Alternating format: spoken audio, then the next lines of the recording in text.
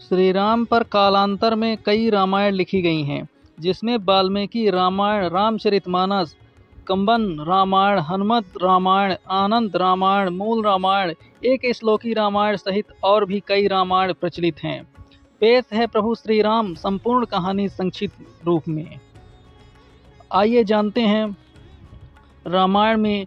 त्रेता युग में अयोध्या के सूर्यवंशी राजा दशरथ की 3 रानियों में कौशल्या, सुमित्रा और कैकेयी से 4 पुत्रों का जन्म हुआ, जिसमें श्री राम माता कौशल्या के पुत्र थे, लक्ष्मण और शत्रुघ्न माता सुमित्रा के और भरत कैकेयी के पुत्र थे।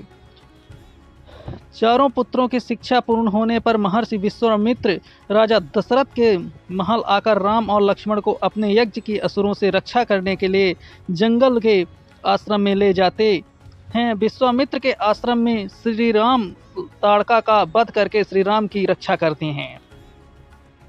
ताड़का वध के बाद महर्षि विश्वामित्र श्री राम और लक्ष्मण के साथ जानकीपुर की ओर रवाना होते हैं। रास्ते में 2 ऋषि गौतम के आश्रम से गुजरते हैं। वहां श्री राम अपने पैरों से स्पर्श करके पाषाण में परिवर्तित हो चुकी अहिल्या को शाप मुक्त करते हैं। इसके बाद विश्वामित्र श्री राम और एवं लक्ष्मण को जनकपुर में सीता स्वयंवर में ले जाते हैं। वहां भगवान श्री राम शिव जी का पिनाक धनुष तोड़ते हैं। इसके बाद दशरथ जी के चारों पुत्र का विवाह राजा जनक व उनके छोटे भाई कुशध्वज की पुत्रियों के से होता है। श्री राम का विवाह सीता से, लक्ष्मण जी का विवाह उर्मिला से और मांडवी का विवाह भरत से और शत्रुघ्न का विवाह ऋतु कीर्ति से होता है। देवासुर संग्राम में दशरथ की रानी कैकेयी ने साथ दिया था। दशरथ जी 2 वरदान मांगने का वचन देते हैं। श्री राम के राज्याभिषेक की तैयारी के दौरान मंथरा के उकसाने पर रानी कैकेयी श्री राम को 14 वर्ष का वनवास और अपने पुत्र भरत को अयोध्या का राजा बनाने का वरदान मांगती हैं। प्रभु श्री राम अपने पिता दशरथ के वचन को निभाने के लिए अपनी पत्नी सीता और भाई लक्ष्मण के साथ सन्यासियों का वेश धारण करके नियमों के तहत 14 वर्ष के लिए जंगल में चले जाते हैं।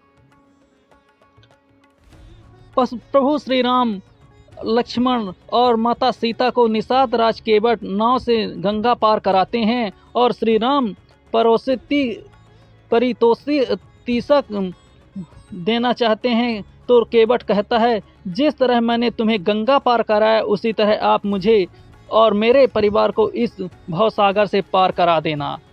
दंडक वन में रावण की बहन शूर्पणखा सुंदर अप्सरा नयनतारा का रूप धरकर कुटिया के बाहर बैठे श्री राम से विवाह करने का कहती है। श्री राम के इनकार करने पर वह लक्ष्मण से जिद करती है। फिर वह माता सीता को मारने दौड़ती है। यह देख कर लक्ष्मण जी उसकी नाक काट देते हैं। अपनी कटी हुई नाक को लेकर शूर्पणखा अपने भाई और दंडक वन के असुर राजा खर और दूषण के पास पहुंचती है। बाद में श्री राम का खर और दूषण से युद्ध होता है, जिसमें दोनों का श्री राम वध कर देते हैं।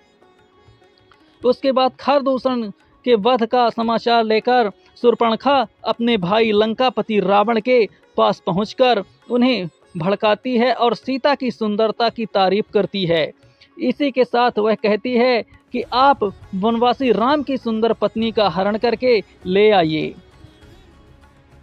इसके बाद रावण अपने मामा मारीच को हिरण बनाकर अपहरण की योजना बनाता है।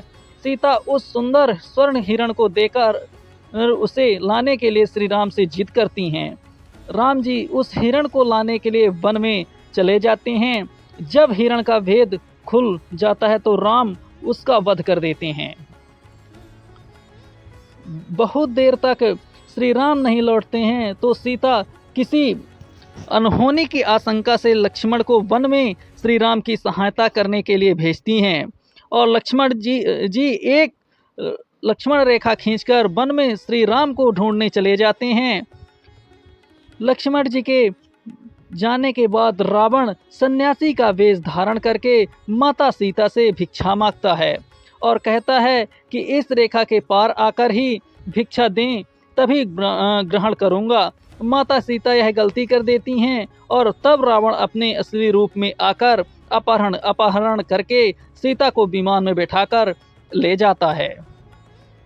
रावण जब विमान में माता सीता का अपहरण करके ले जाता रहा होता है, तब रास्ते में गिद्धराज जटायु उसे रोकने का प्रयास करते हैं और इसी प्रयास में रावण जटायु का वध कर देते हैं।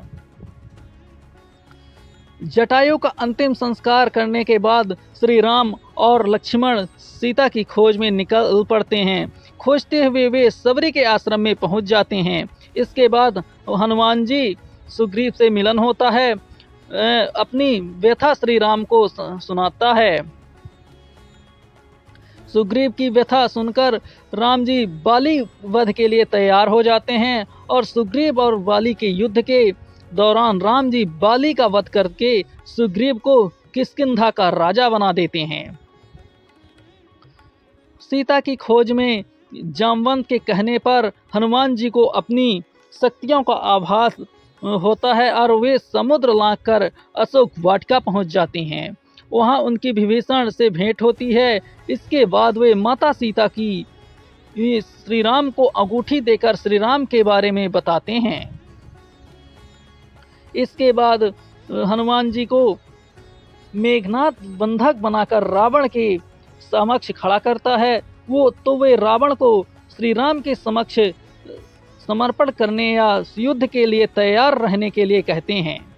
यह सुनकर रावण उनकी पूंछ में आग लगवा देता है। हनुमान जी अपनी जलती हुई पूंछ से लंका को जला देते हैं। लंका दहन के बाद हनुमान जी ने विभीषण की मुलाकात श्री राम से कराते हैं और तब नल और नील की योजना से समुद्र पर सेतु का निर्माण किया जाने लगता है। अंत में श्री राम बाली पुत्र अंगद को रावण की सभा में भेजकर समर्पण करने और शांति का अंतिम प्रस्ताव देते हैं और रावण मानता है तो अंगद अपनी शक्ति का प्रदर्शन करके चेतावनी देकर लौट आती हैं। इसके बाद प्रभु श्री राम और रावण का युद्ध होता है। तीसरे दिन की युद्ध में श्री राम का कुंभकर्ण से युद्ध होता है और तब कुंभकर्ण मारा जाता है। कुंभकर्ण और रावण के पुत्रों के मारे जाने के बाद लक्ष्मण मेघनाथ का युद्ध होता है।